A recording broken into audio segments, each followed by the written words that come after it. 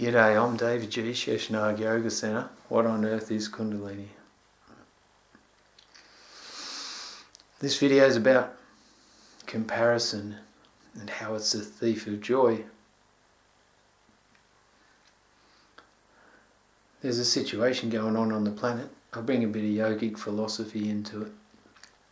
In the Bhagavad Gita, it's a discourse between Arjuna and Krishna, the human and God, and the human's struggling to serve God. And he says, I can't do this. They're my brothers, they're my uncles, they're my family. How can I go to war with people that I know are a part of me? And Krishna says, well, there's no better experience in life but to be selfless in your service to your own cause, your own purpose and your own dharma, without attachment to the fruits of your actions. All you have to do is be true to yourself. So I personally have been foolish in regards to comparing myself to others who I see as more this and more that. So in there I've created this opportunity for me to perceive myself as less than something, which is just a mental fabrication of me not being good enough. So it's actually me feeding my own lack of self-worth by comparing myself to others. And there's many levels throughout my life, but let's say I could go into the sexual component.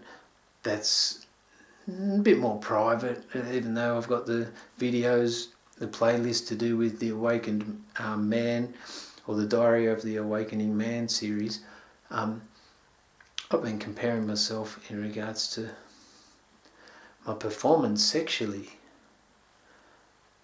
and my ability to please my consort, which has been bound for failure on my part, because ultimately she doesn't care. She just wants a man to be able to feel safe around and feel like she can trust.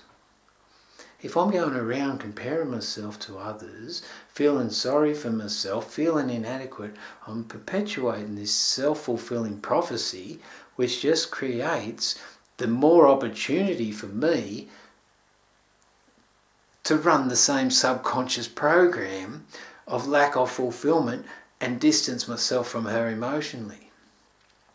If I was smart enough and conscious enough, and this is part of my growing up experience because I'm still in the process of growing up, then me in my fullness, without reaction, without harshness, without subconscious victimization patterns replaying themselves consciously,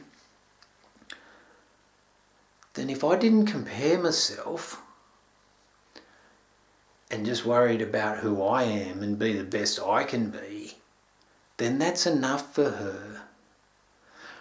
Her being a female, she doesn't want sex all the time. Me as a man, I do.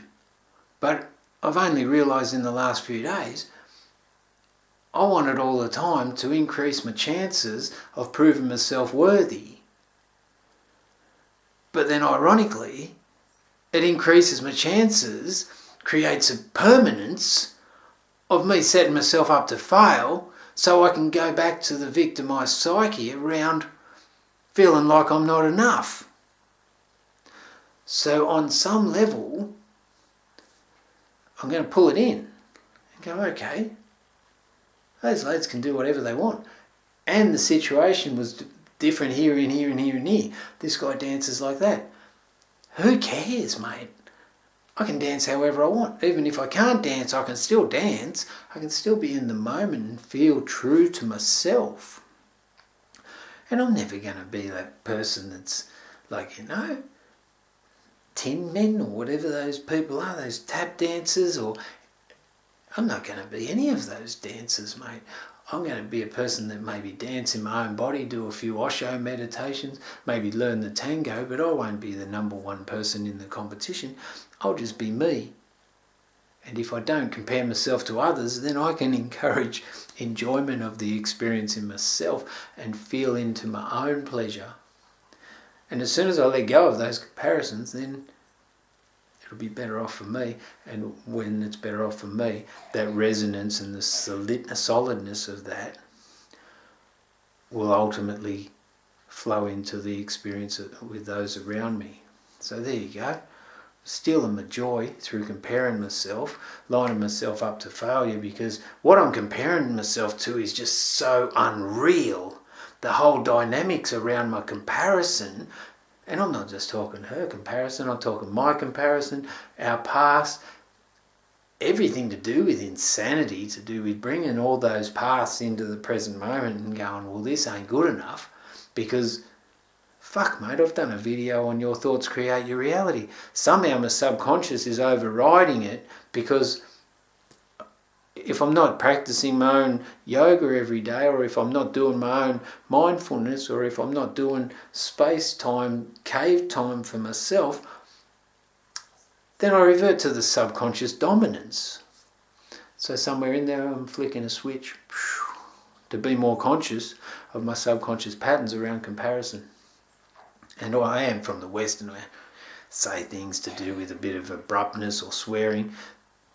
I'll tone that down and become a bit more like, okay, well, this is how I feel about it, and express my feelings in a more non-violent way or compassionate communication way, thanks to Marshall Rosenberg. So there you go. Comparison, the thief of joy. It's almost inevitable because of social media and a whole lot of things to do with global awareness and the internet. So just being aware of it and bringing it back a notch is probably going to be the first step. Thanks for listening. Share the world, sheshnag.com. Peace.